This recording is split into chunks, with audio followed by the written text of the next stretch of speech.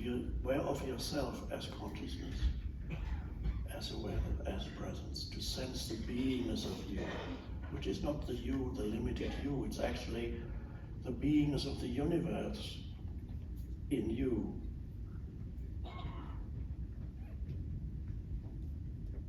That's an amazing, the awakening of this transcendently unaware of the transcendent dimension of consciousness that actually is the essential reality to who or what they are. I sometimes call it your essence identity.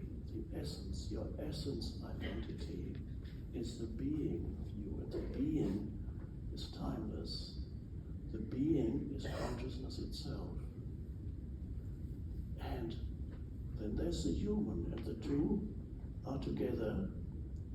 And if you can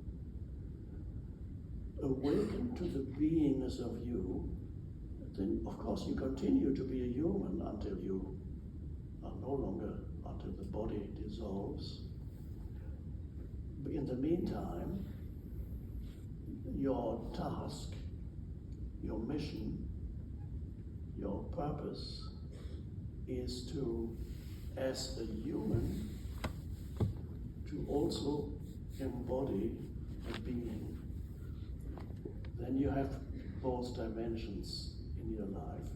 The limited dimension of here that is temporal, inseparable from time, and you have the transcendent dimension to who you are in the timeless realm of consciousness itself. And that is a continuous realization. At first, it may only come to you as glimpses in brief moments. And you feel suddenly a sense of lightness and very peaceful but very intensely alive. And you go, oh. And you may realize you're not thinking in those moments. Thinking has subsided, but you haven't fallen asleep, you're awake. And then you may remember those moments, if this was so wonderful. Sometimes it happens when you go into nature, if you can really be there. Nature can help you in your awakening. If you can really be there with all the senses and be aware of the awareness itself when you're out there in nature. And sometimes it can happen to some humans almost accidentally. They're out and they're climbing a mountain, or they're swimming, or somewhere in nature, and suddenly the person subsides, and just an awareness arises, and they go, oh, oh. And they think it's been caused by a beauty that they see, but it's not really that, it's been caused by the cessation of thinking. And you can have that in the middle of a city.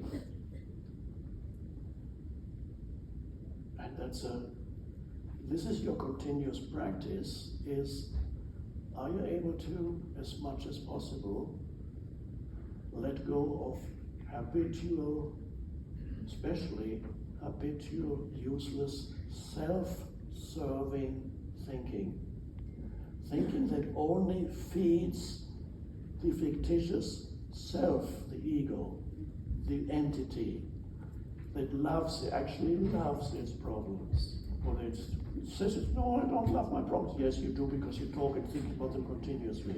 In fact, you create them continuously through unconscious thinking. You create them. No, I don't. Yes, you do.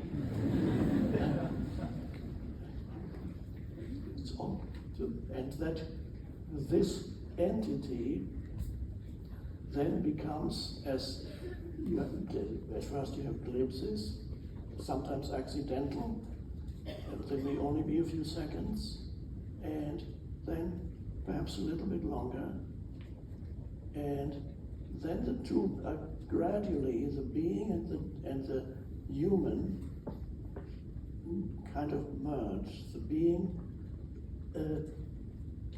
seeps into the human, and And so the human, the conditioned entity, the human, becomes less and less obnoxious and less dysfunctional and less creating completely unnecessary and absurd suffering for yourself and others.